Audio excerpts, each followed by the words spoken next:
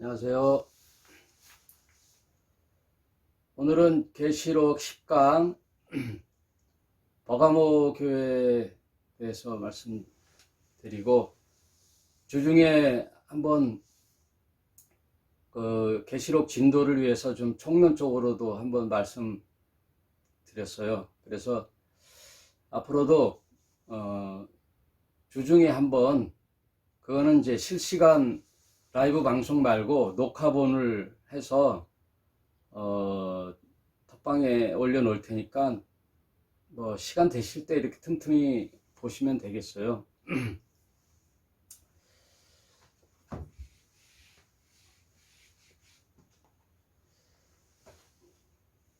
오늘 진도 나가기 전에 전에 말씀드렸던 이제 영생의 세 번째 시간,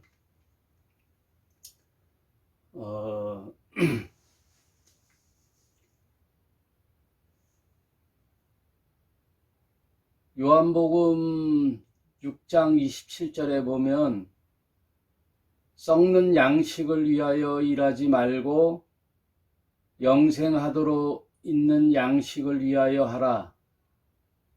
이 양식은 인자가 너희에게 주리니 인자는 아버지 하나님의 인치신 자니라. 여기서 이스라엘 유대 언어의 독특한 파라독스한 역설법, 어느 나라든 그 나라의 언어에 특성이 있는데, 여기서 보면은 썩는 양식을 위하여 일하지 말고, 썩는 양식, 그러니까 세상의 양식은 썩죠. 오늘 밥 먹어도 또 내일 먹어야 되고, 이런 세상의 양식들, 떡, 또 밥, 또 서양에는 빵 이러죠. 그런데 썩는 양식을 위하여 일하지 말고, 이건 이제 부정이잖아요. 그게 아니라 하늘의 양식, 영생을 주는 양식을 위하여 일하라.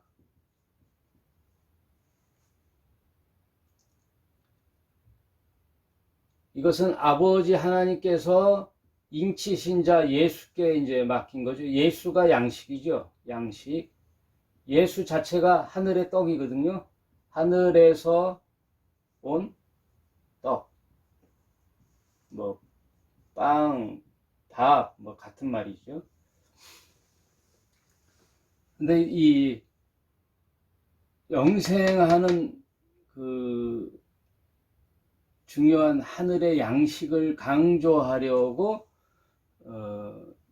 역설적으로 약간 강조법으로 썩는 양식을 위하여 일하지 말라라고 하죠.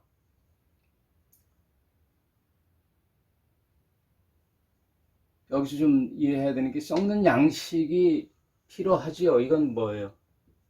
육을 위해서 필요하지요. 육. 영생, 우리의 삶의 목적은 영생이니까 사실 영생의 삶을 중요시하라, 이런 의미에서 썩을 양식을 이제 비교하면서 얘기하는 거죠. 28절에 저희가 묻되 우리가 어떻게 하여야 하나님의 일을 하오리까? 예수께서 대답하여 가라사대 하나님의 보내신 자를 믿는 것이 하나님의 일을 하는 것이다. 예수예요, 예수. 우리가 영생은 예수고, 하나님을 믿는다는 것은 예수를 믿는 거예요. 예수. 그의 보내신 자 예수를 믿는 것이 하나님의 일이다. 하나님의 일이다. 하나님은 인류를 위하여 예수라는 하늘의 양식을 보내주신 거예요. 하늘의 양식. 그러니 육의 양식으로만 사는 모든 인간들에게 정말 먹어야 할 생명의 양식이 있다. 그 얘기를 하려고 이제 이렇게 대조법으로 했는데, 우리 육을 위해서 양식이 필요하잖아요. 그걸 부정하는 뜻은 아니고, 너무 육의 양식에만 골몰돼 있는 우리 인간들에게 하나님께서 하늘의 양식인 예수를 이 땅에 보내심으로 너희들이 정말 이 잠시 있다가 없어질 이 육의 세계에 너무 집착하거나 매몰되지 말고 육의 양식을 먹는 동안 참 양식인 하늘의 양식, 영생을 먹으라 이거예요. 영생을 먹으라. 그래서 예수님이 전에도 말씀드렸지만 뭐예요? 예수 그리스도가 말씀이죠. 말씀. 로고스. 말씀. 예수의 생애 속에 그분의 입에서 던져 놓으신 이 말씀, 이 성경, 특히 사복음서, 성경 66권과 또 그 보아 중에 보아인 예수의 직접 입에서 뱉어 놓으신 말씀,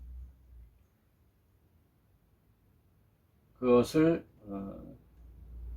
로고스라 하는데 우리의 신앙의 근본이 되죠. 이 로고스, 이 예수의 말씀이 우리 신앙의 근본이 되고 생명이 되는 거예요.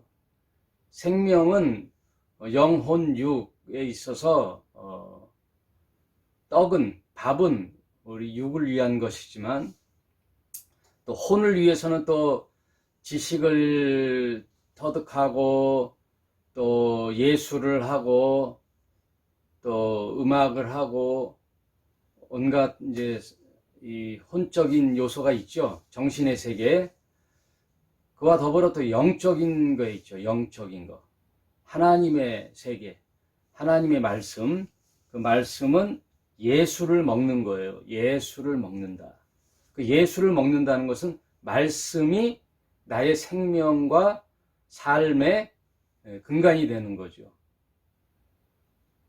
내 삶의 근간이 되는, 근원이 되는 것이 예수의 말씀이기 때문에 그 말씀을 먹는다라고 얘기하는 거죠.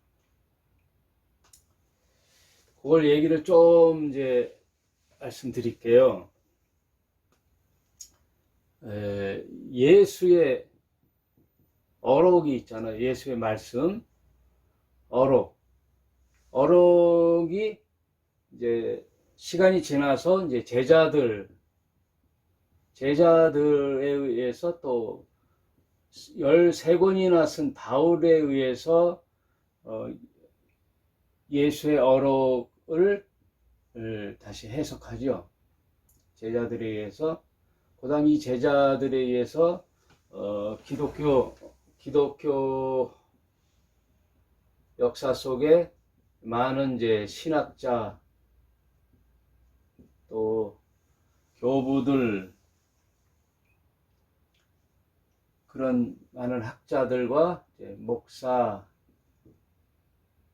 의해 이렇게 변천이 되잖아요. 변천.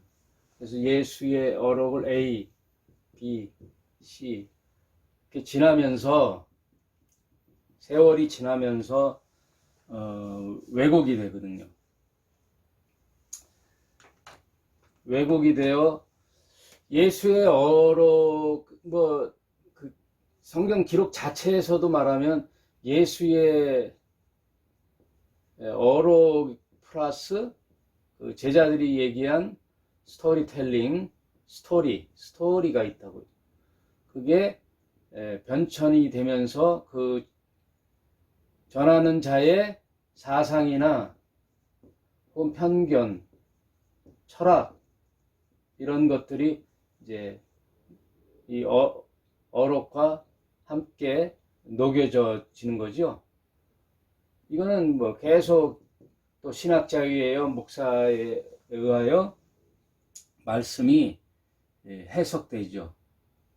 해석되면서 조금씩 이제 왜곡이 일어나죠. 변질이 되거나 왜곡이 일어나요.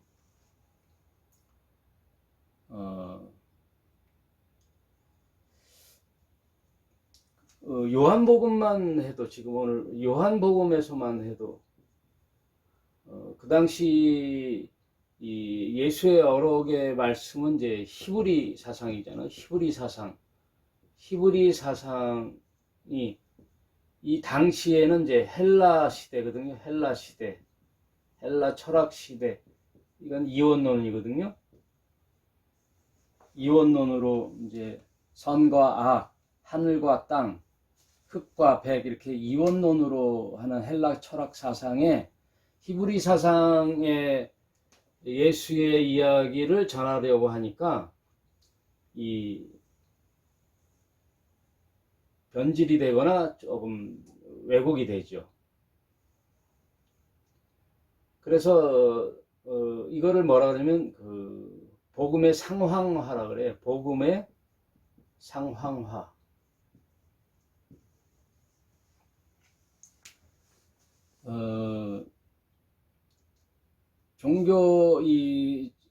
종교라는 것이 어느 나라나 어느 문화에 가면 그 시대에 그 문화라는 옷을 입고 다시 태어나죠. 그래서 뭐 이런 걸 길게 얘기하면 뭐 신학교가 되고 뭐 그렇게 중요한 건 아닌데, 이제 그 이유는 이렇게 변천이 된다는 것만 아시면, 이 변천 과정에서 이제 너무나 왜곡이 되어 1517년에 종교 개혁이 일어나잖아요. 종교 개혁. 마틴 루터에 의하여 종교 개혁이 이제 뭐 본질이 많이 또 변천이 되고 왜곡이 되니까 1517년경에 종교 개혁이 일어나죠. 그래서 제가 이 말씀을 왜 드리려 하면은, 이 종교 개혁도 그 개혁의 피치를 어디까지 갔냐면 여기에서 머무르죠. 여기서. 마틴 루터가 들고 나온 캐치프레이어가 예수의 어록이 아니라 바울의 어록인 로마서의 이신칭의, 이신득의,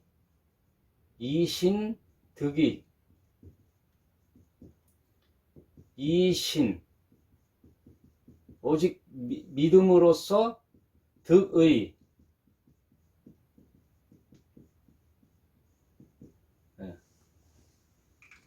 오직 의인은 믿음으로 말미암아 산다라는 그 바울의 로마서에 있는 그 구절이 종교 개혁의 캐치프레이어가 돼가지고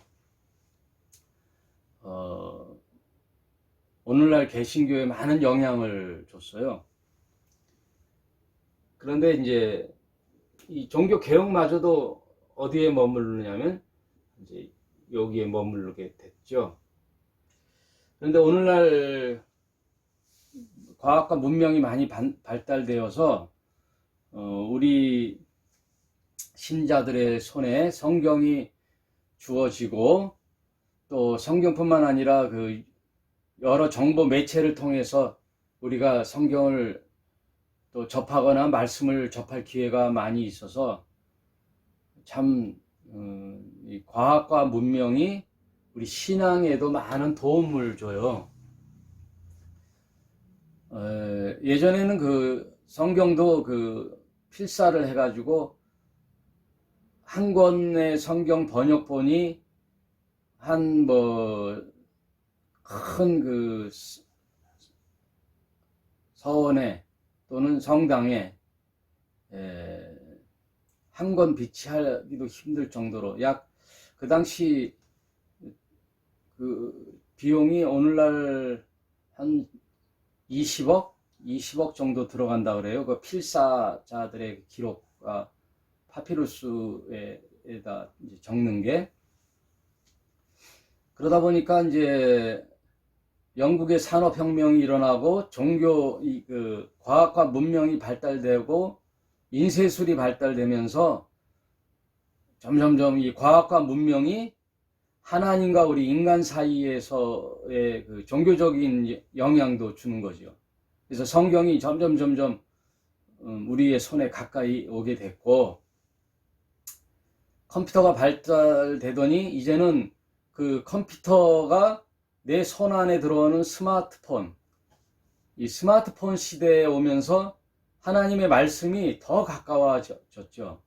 그리고 스마트폰의 발달뿐만 아니라 이 네트워크의 발달, 통신망의 발달로 뭐 내 손 안에 수많은 책과 성경의 말씀과 설교 또 가르침, 이런 성경의 해석들이 너무 많죠. 너무 많아요. 너무라고 표현 좋죠. 뭐 이 말씀을 왜 드리느냐 하면은, 이제 현대에는 성경을 이렇게 그 신학교에 가지 않아도 지식적으로 습득할 수 있는 모든 교재들도 많이 이제 나와 있고, 방송들도 많이 나와 있고, 그래서 누구든지 성경을 습득할 수 있는 지식적인 면과 공부도 할 수 있고 해석도 할 수 있는 그런 위치에 있다는 거예요. 그래서 예전에는 교회라는 그 건물 안에 목사님을 통하여 성경의 해석들을 들어왔잖아요. 성경을 들은 것이 아니라 성경의 해석을 한 목사들의 말을 들어왔거든요. 그리고 책들도 수많은 신학자들이 발표한 책들. 그래서 사실 그 우리의 생명의 근본이 되는 예수 그리스도의 말씀이 의도되든 안 되든 많이 변질이 되고 왜곡이 됐어요. 이거를 서로 전제를 수용해야 돼요. 이거를 제가 그 기독교 역사, 기독교 이 어떤 단체, 교단, 교파, 또 어느 목사님을 비판하거나 뭐 얘기하려고 그런 것이 아니라, 이런 변천 과정 속에 변질이 되고 왜곡이 되고 예수의 어록에서 너무 멀게 왔다라는 것을 공감하고 서로 동의가 필요한 거죠. 그래서 제가 이제 말씀드리고자 하는 주요 요점은, 성경 해석은 어느 한 사람의 전유물이 아니다. 목사의 독점권이 아니다. 이제 다 누구든지 성경을 마음만 먹으면 공부할 수 있고, 또 연구할 수 있고, 확인할 수 있고, 또 비교 검토할 수 있고, 저 사람이 하는 말이 맞는 얘기인지 아닌지를 확인할 수가 있어요. 왜냐하면 이게 왜 중요하냐면, 이걸 확인하는 작업이 내 신앙에 엄청난 결과를 주거든요. 엄청난 결과를 줘요. 그래서 제가 이 얘기를 하고 싶어요. 바른 우리 신자가 해야 할 건 뭐냐면 바른 신앙이잖아요. 제가 몇 번 말씀드리는 것이, 뭐 사업을 하다 실패는 할 수 있고, 무슨 뭘 공부하다가 떨어질 수도 있고, 돈은 있다가도 없고, 뭐 그런데 이 바른 신앙만큼은 타협할 수는 없어요.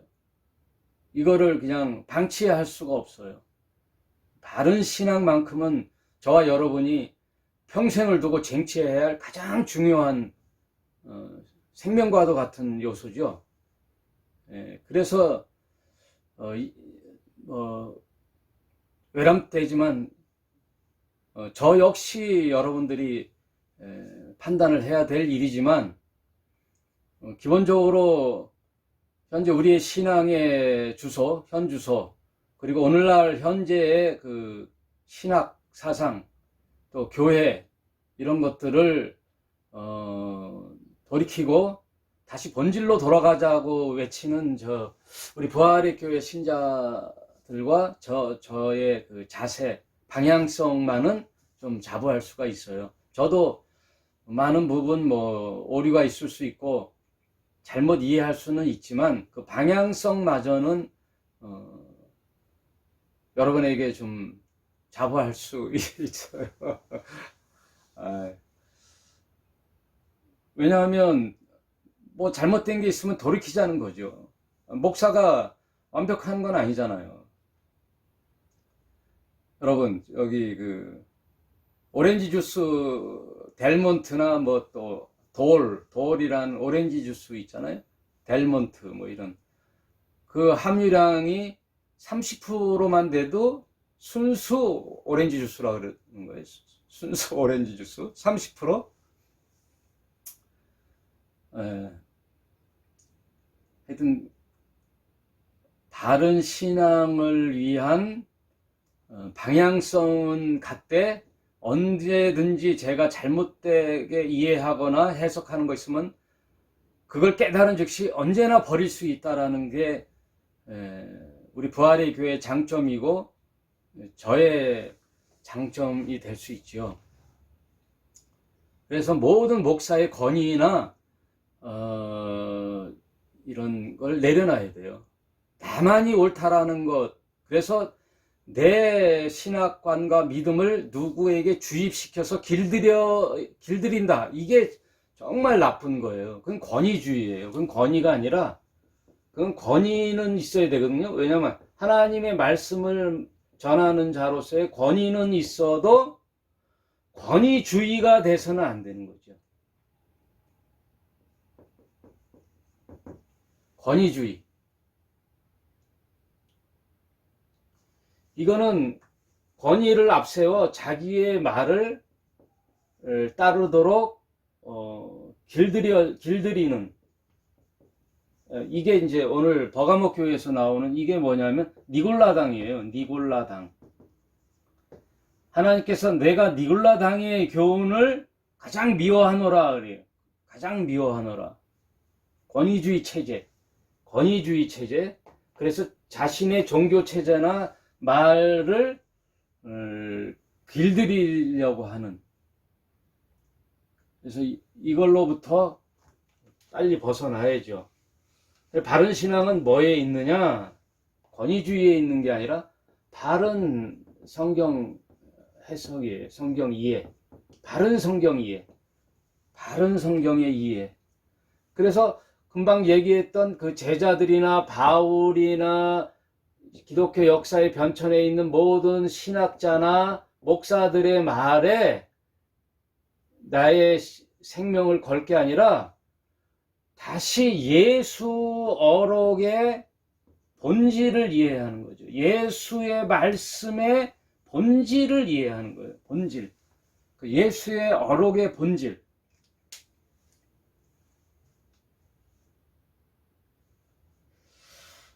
그걸 이해하면 이제 나라는 신자 나와 예수와의 관계 속에는 뭐와 같다 그랬어요? 부부와 같다 그랬잖아요. 부부. 왜냐하면 예수가 신랑이요, 난 신부거든요. 부부와 같은데 부부 사이에 누가 끼면 안 돼요. 이 사이에 누가 어떤 영매, 어떤 권위주의자, 어떤 선생이 예수께로 가는 도움은 줄지언정 여기에서 껴가지고 나를 주도해서는 안 되죠. 예수께로 가는 길까지만이에요. 코칭이죠. 코칭. 안내자. 중매쟁이죠. 중매쟁이. 그래서 여러분은 저를 포함해서 이제는 모든 신앙의 조력자가 많잖아요. 정보 매체, 유튜브, 신학 서적 또 아니면 성경 본질, 그 성경 자체 들어가 말씀을 곱씹어서 읽어보는 거지요. 예, 예를 들어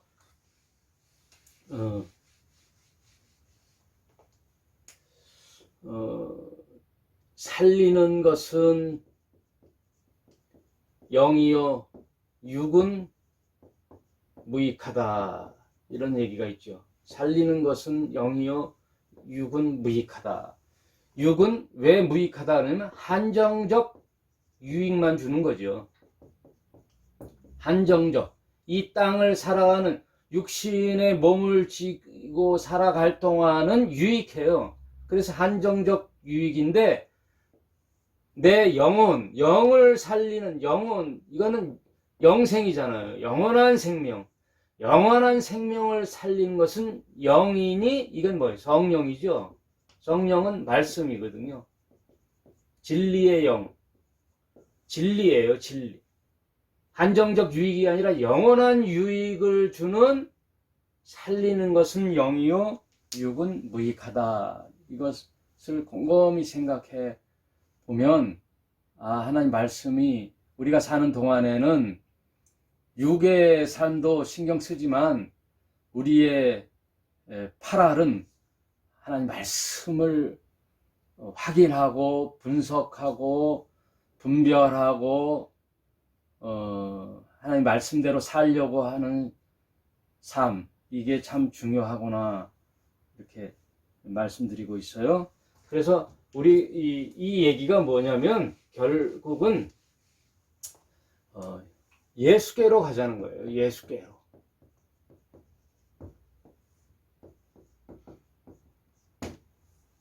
예수께로 가자. 예수께로 가자. 우리 부활의 교회 이제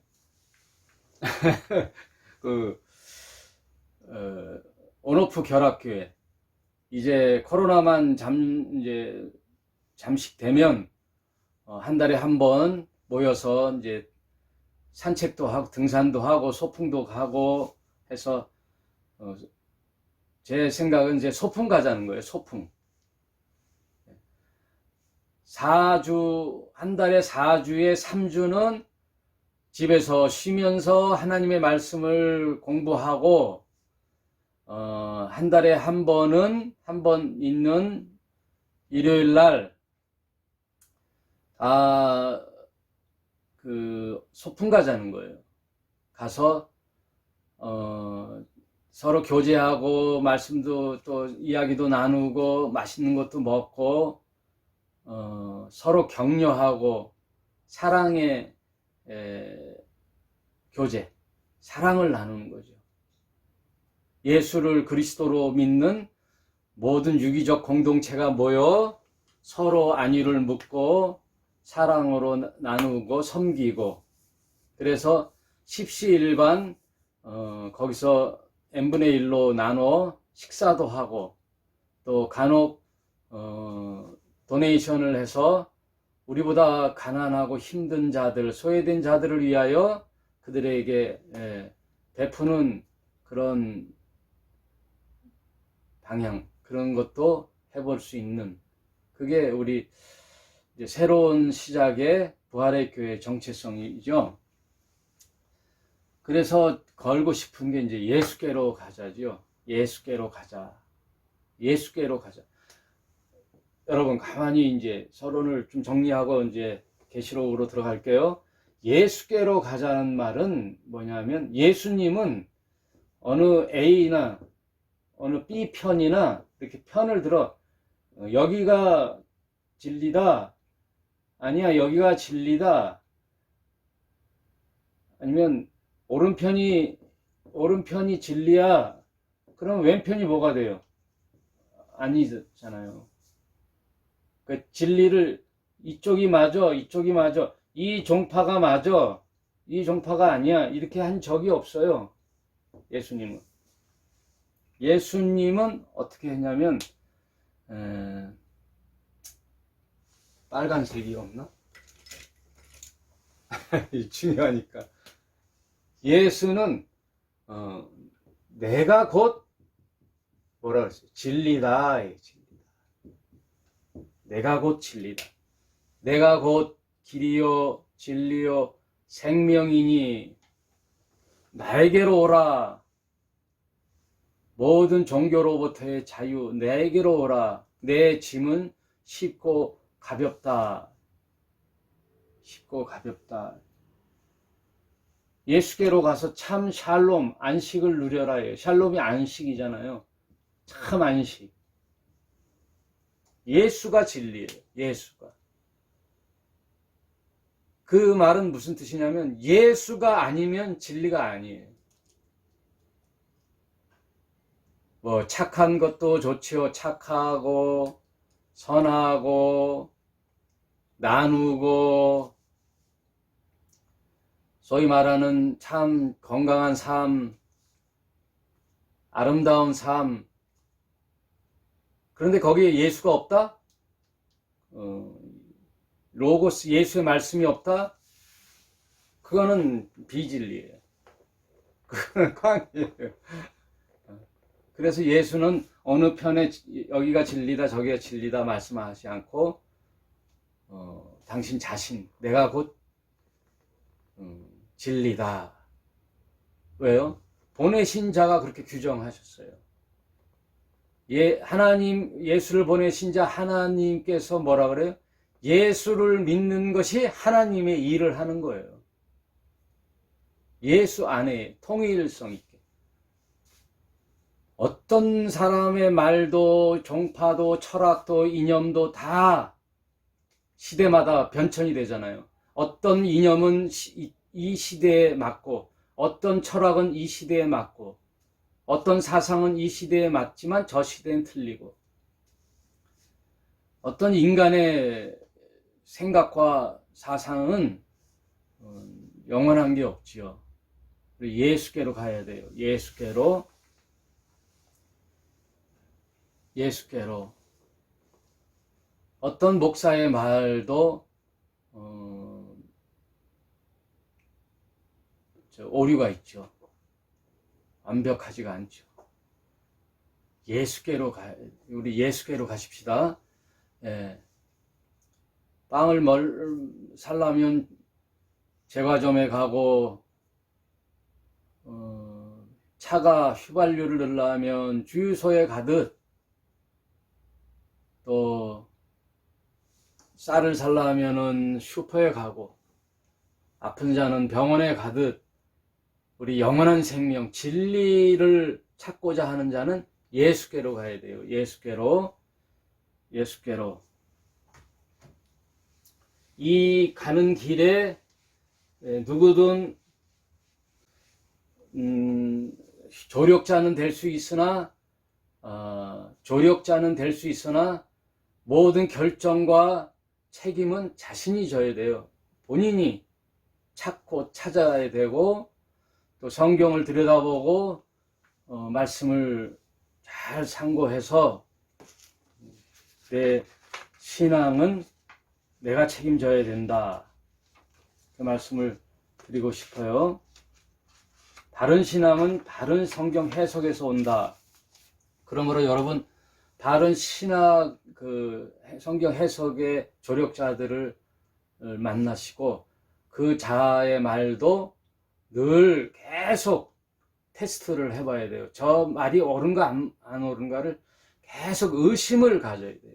의심을 가져보자.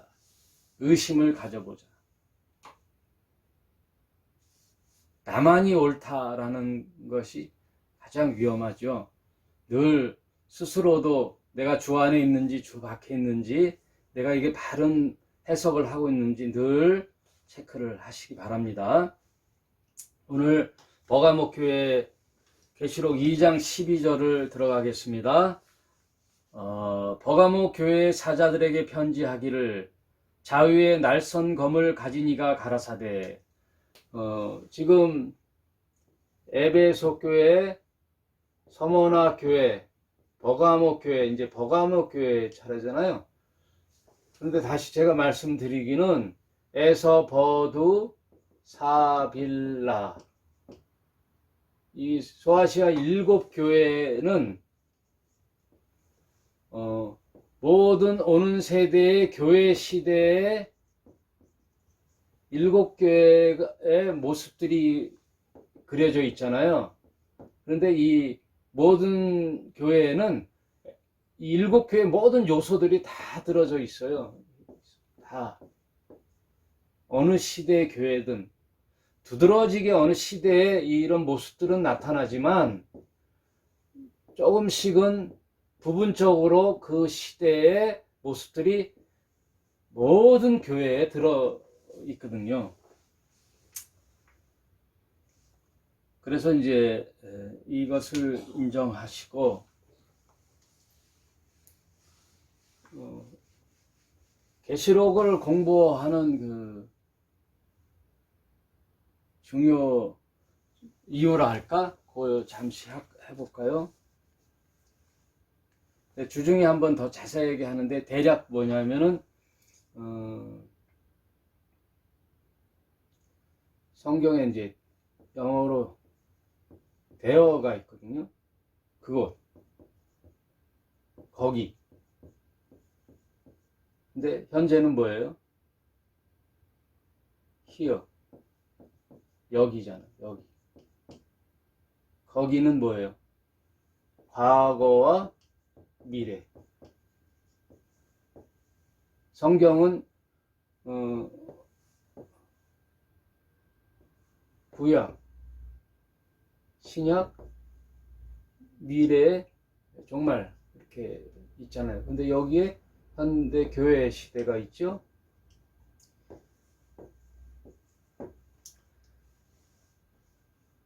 그곳 거기가 있고 또 하나의 전제는 된 그때, 거기 그때에서 과거 미래가 있죠.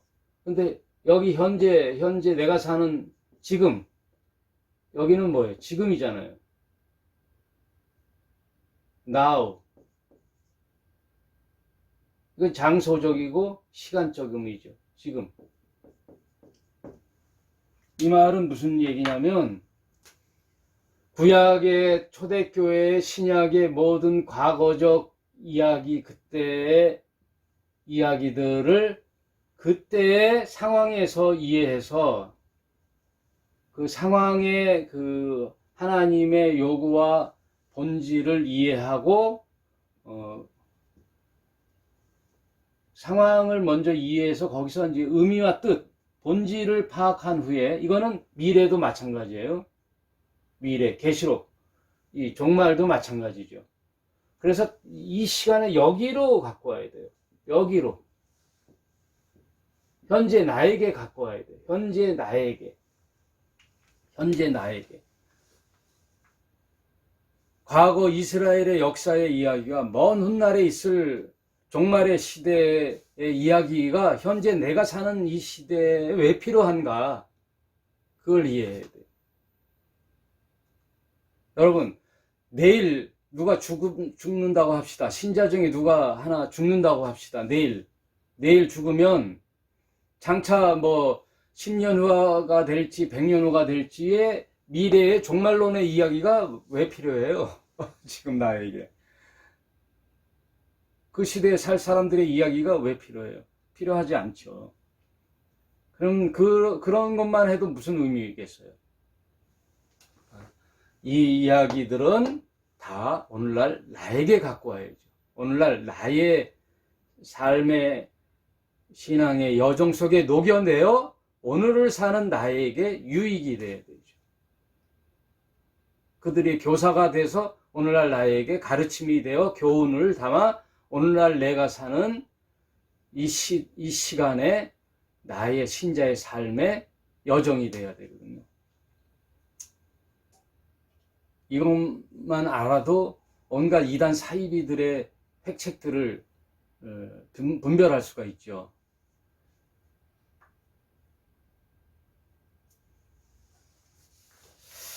이거는 이제 주중에 한번 제가 자세히 지금 제가 이거 성경의 프로세스라고 해놓고 1, 2, 3, 4의 그 이유들을 쭉 얘기했는데 그때 더 성경을 찾아가면서 더 자세히 이야기를 해보겠습니다. 이게 우리 계시록을 공부하는 기본 이제 전제예요.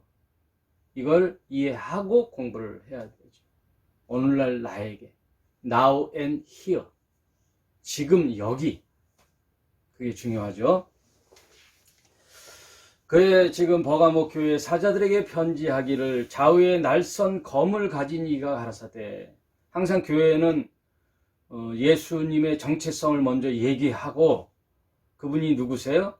좌우에 날선 검을 가졌다. 이 검이라는 것은 뭐 칼이 아니라, 이 휘두르는 진짜 검이 아니라 말씀을 뜻하는 거죠. 하나님의 말씀. 그 히브리서에 보면 하나님의 말씀은 자유의 날선 검과 같아, 그게 나오죠.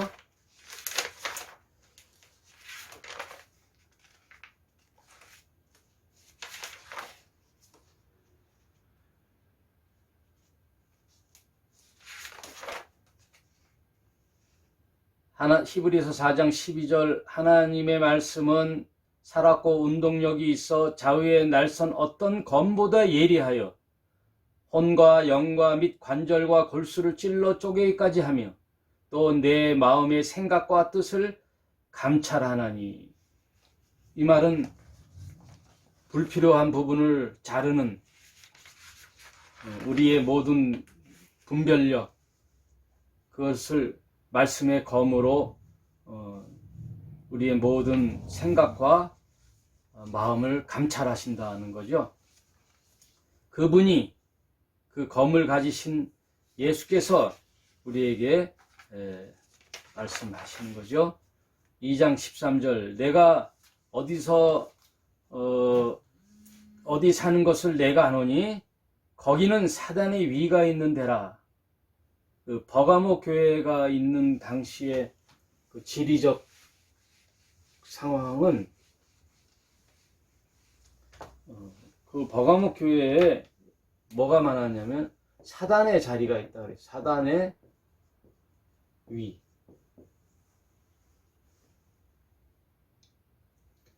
사단의 위가 있다는 말은 여기 제우스 신전이 있었어요. 신전. 이 버가모라는 도시에 사당이 많았어요. 사당. 이 사당이 신전을 말하는데 비너스 신당, 피어스 신당, 이런 사당, 신당들이 있어요. 신을 말하자면 우상숭배의 도시죠. 우상숭배의 도시. 우상숭배의 도시. 그리고 또 뭐가 있었냐면 원형극장이 있었어요. 원형극장. 여러분, 이 당시 핍박의 시대의 원형극장은 노예들을 풀어놓고 격투를 시키고 거기서 진자를 죽이고 또 맹수들과 또 격투를 하게 하는, 그러면서 그 휴일을 보내고 환호하고 막 그 원형극장에서 그런 걸 즐기는 그 당시에 타락한 그런 곳이 있는 버가모 교회 그 지금 상황을 보여주고 있는 거죠. 이들은 휴일날 그런 원형 경기장에서의 그런 난투극을 보고 즐기면서 환호를 부르며 그럴 때 있는 게 뭐예요? 또 술을 마시죠. 술을 마시고 또 집으로 돌아가는 길에 이런 사당, 신당들에게 가서 거기에 있는 사제들, 그 신당들의 사제들과 몸을 섞는 그런 음란한 도시. 그리고 거기에 더 나아가 여기에는 뭐가 있었냐면 이제 목욕탕이 발달됐어요. 이게 목욕탕이 뭐냐면 남녀 혼탕이죠. 남녀 혼탕이 있어서 그 나머지 정욕을 불사르는 아주 음란과 우상 숭배의 본거지가 되는 버가모 교회. 오늘날도 마찬가지죠. 오늘날도 보면은 자세히 들여다보면 아주 놀래 자빠지죠. 우리 자녀들이 지금 아주 노출되어 있어요. 컴퓨터 안에 그 박사방인가? 뭐 그런데 음란 사이트, 또 도시의 불빛 아래 들어가 보면은 조금만 발만 들여놔도 그 온갖 그 음란한 술 문화, 술, 돈, 여자, 섹스, 권력, 이런 것들이 다 또 우상, 이미 돈이 뭐 그들의 우상이 됐죠. 물질이 우상이 됐죠. 이런 상태, 사단의 위가 있는 데라 내가 내 이름을 굳게 잡아 내 충성된 증인 안디바가 너희 가운데 곧 사단에 거하는 곳에서 죽임을 당할 때에도 나를 믿는 믿음을 저버리지 아니하였도다. 이 당시 버가모의 안디바라는 충성된 증인이 순교를 당하는 그런 엄청난 위협 속에서도 믿음을 저버리지 않는 그런 버가모 신자들에게 칭찬을 하시는 거죠, 예수께서. 그런데 뭐 소아시아 7교회의 모든 것이 또 칭찬만 있는 게 아니죠. 2장 14절 그러나 내게 두어 가지 책망할 것이 있나니 거기 내게 발람의 교훈을 지키는 자들이 있도다. 발람이 발락을 가르쳐 이스라엘의 앞에 올무를 놓아 우상의 제물을 먹게 하였고 또 행음을 하게 하였다. 이제 칭찬을, 안디바의 죽음에서도 믿음이 흔들리지 않은 걸 칭찬받은 버가모 교회가 또 책망을 받는 게 뭐냐면 발람의 교훈을 받았어요. 그리고 좀 있으면 이제 니골라의 교훈도 받아들였죠. 이 발람은 이제 민수기 25장에 발락이 나와요. 이 발락은 모압 왕이거든요. 이스라엘이 광야를 지나 가나안 땅에 가는 여정 속에 가나안 동편 쪽에 그 모압이라는 나라에 발락이라는 왕이 있었는데, 이 자세한 거는 이제 민수기 25장을 읽어 보시면 돼요. 민수기 25장에 어쨌든 이 발락의 꼬임에 넘어가 이 발람은 선지자거든요. 아주 탁월한 영적 계시자인데 하나님께 그런 하늘의 음성을 듣고 하늘의 지혜를 얻어 계시를 얻어 바르게 백성들을 가르치는 아주 탁월한 영적 지도자인데, 그가 더불어 이 발락의 술수에 넘어가 타협을 하죠. 타협.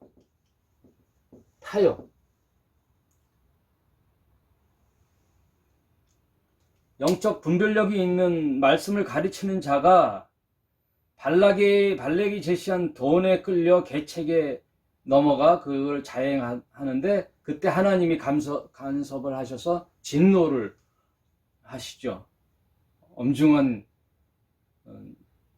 진노를 할 때에 그 과정을 민수기 25장에 그려져 있는데, 그럼에도 불구하고 이스라엘이 이 발람 모압 땅의 여인들과 행음을 하는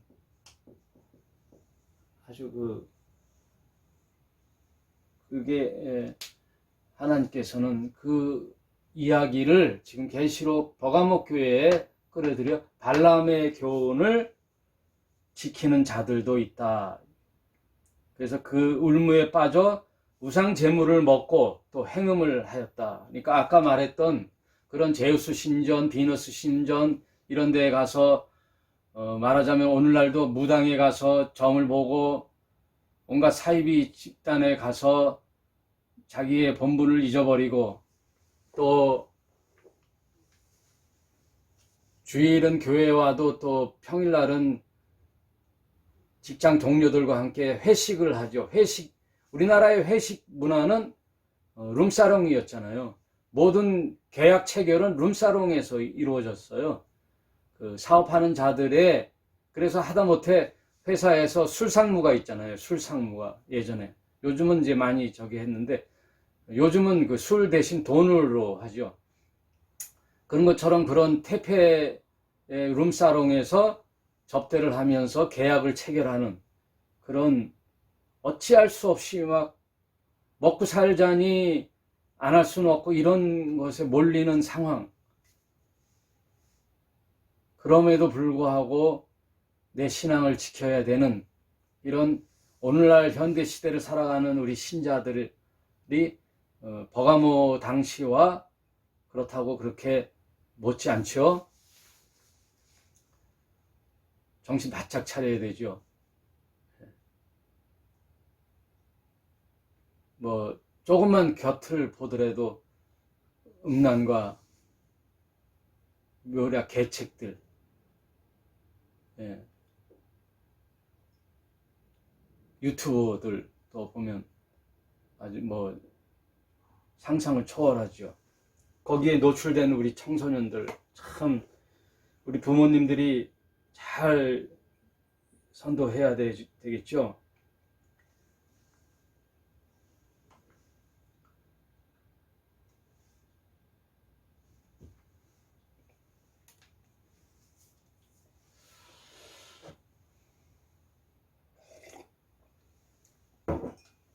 우리 자녀들이 유튜브나 컴퓨터에 많이 빠져 있죠. 게임을 보면, 게임도 보면, 그렇죠. 잔인한 막 사건들이 많이 뉴스에 보도될 때 보면은, 게임의 영향을 받고, 유튜버 이런 것들의 영향을 많이 받죠. 우리 시대는 이걸 뭐라 하냐, 포스트 모더니즘의 시대라 그래요. 포스트 모더니즘, 혼합이에요. 혼합주의, 혼합 현대 사상, 포스트 모더니즘의 혼합이, 종교와 세상이 타협을 혼합이 됐어요. 우리 개신교가 잘 먹고 잘 사는 게 꽁 잡는 게 닭 잡는 게 뭐야? 꽁 잡는 게 닭이라고. 예? 우리 그 기독교 신앙 사상에 마저도 잘 되는 성공주의, 물질주의, 잘 먹고 잘 사는 게 하나님께 축복받은 이런 것들이 혼합이에요. 이거는 예전부터 있었어요. 이스라엘 백성이 가나안에 가는 여정의 광야에서는 어느 신만 의지했냐면 여호와 하나님의 여호와 엘로힘만 의지하다가 가나안 땅에 들어가니까 여기에는 뭐냐면 바알과 아세라라는 태양신과 농경신이 여기에 있거든요. 그러면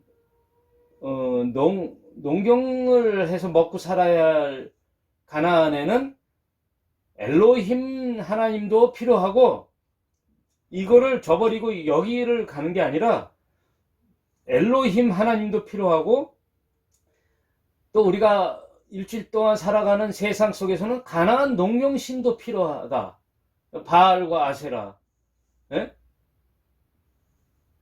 농경의 근본은 태양이잖아요. 바알과 다산의 상징 아세라, 축복, 다산의 축복, 잘 먹고 잘 사는, 내 성공을 이루는, 신앙마저도 내 성공의 발판으로 삼는, 내 성공의 신은 도움이 되시는 분, 내 뜻을 관철시키기 위하여 하나님이 필요하지요. 기도라는 게 뭐예요? 내 뜻을 관철시키기 위하여 하나님의 응답을 요구하는 거잖아요.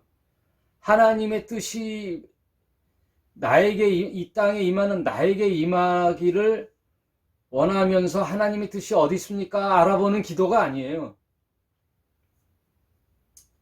그게 이제 소아시아 7교회, 버가모 교회에서도 이 당시에 이제 있는 거죠. 우리 신앙의 현주소를 잘 분별합시다. 또 계급주의 니골라당의 교훈, 여기 이제 두 가지, 어느 시대든 이 발람의 교훈과 니골라당의 교훈, 이건 뭐예요? 계급, 아까 교권주의, 계급체제, A라는 갑이 을을 지배하고, 이게 종교에마저도 있다는 거예요. 종교에도. 여기에 많은 이제 사제들이 있었죠. 개신교에서는 목사들이죠. 이런 종교체제, 목사, 장로, 집사, 계급 체제들이, 이게 서로 맡은 바 자신이 나눠야 할 은사가 아니라 수직으로 하나님의 말씀을 받는 목사의 말에 순종하는 그런 계급 체제로 늘어난 걸 니골라당이라는 거예요. 니골라당의 교훈. 전에도 설명했지만 이제 이게 두 가지가 하나님이 질책하시는 거죠. 간곡히 2장 16절에 그러므로 회개하라. 그리하지 아니하면 내가 네게 속히 임하여 내 입의 검으로 그들과 싸우리라. 회개하는 거죠. 회개하라. 리펜트, 돌이켜라. 니골라당에서부터 모든 발람의 교훈으로부터 기회를 주시잖아요. 하나님은 늘 기회를 주는 거죠. 하나님께서 기회를 주시는 거죠. 본질로 돌아가십시다. 우리 본질로 돌아가셔야 돼요. 예수님이 하신 말씀을 곰곰이 생각해 보셔야 돼요. 역사 속에 오고 왔던 그런 교회의 교단, 교회 종파, 이런 걸 다 떠나 정말 예수님이 하신 말씀의 본질이 무엇인가, 예수님은 우리에게 뭘 지금 이 시대를 살기를 원하시는가를 잘 파악하셔야 돼요. 그게 돌이키는 작업이죠. 그리고 또 당부하는 말씀, 귀 있는 자는 성령이 교회들에게 하시는 말씀을 들을지어다. 이기는 그에게는 내가 감추었던 만나를 주고 또 흰돌을 줄 터이니. 이 흰돌이라는 것은 고대 사회의 무죄의 상징이에요. 예전에는 무죄 판결을 흰돌을 줘서 이제 재판관이 판결을 하죠. 그게 출애굽기 16장 32절에 이제 흰돌이라는 그 내용들이 나와요. 참고하시기 바라겠습니다. 그 돌 위에 새 이름을 기록할 것이 있나니 받는 자 밖에는 그 이름을 알 사람이 없느니라. 이제 우리가 참 신자로 산다는 것이 이제 어느 정도 파악이 됐죠. 늘 순수한 믿음 안에 우리에게 주어진 사랑을 실천하는, 우리 오늘날 이 시대를 살아가는 참 신자로서 말씀으로 분별을 잘 하시기 바랍니다. 오늘은 여기까지 하고요. 주중에 한번 또 계시록의 이해에 대한 것의 말씀을 또 살펴보도록 하겠습니다. 오늘은 여기까지 할게요. 점심 맛있게 드시고요. 좋은 휴일 보내시기 바랍니다. 감사합니다.